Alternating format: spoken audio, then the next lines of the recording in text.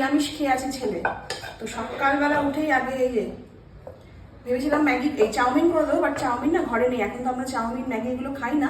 তো সেদিনকে নিজেই বিগ বাস্কেট থেকে 12 প্যাকেট ম্যাগি অর্ডার দিয়েছে, তাই আমি ঠিক আছে চলো ম্যাগি করে দিই। না চিন্তা করলাম কি বলতো, ওই কে কি বলছে, হ্যাঁ যে ম্যাগি খেও না, আমার আত্মায় যা চাইবে তাই খাবো। একদম। আর আত্মার যদি কষ্ট দিই, আত্মা আমায় মাফ করবে না, পরিষ্কার কথা।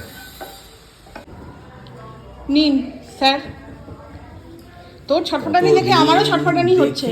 তোমার আহারে, আসো আমার পেটে ঢুকে যাও। আহা, কেমন হয়েছে? দারুণ দারুণ। খাও।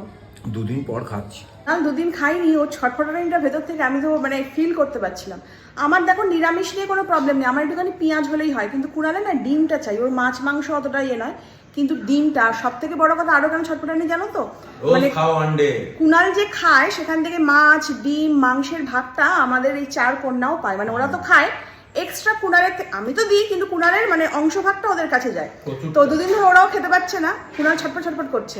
এ দেখো না ম্যাগির থালা নিয়ে বসেছে, আর এখানেও সব এসে গেছে। যাকগে শান্তি।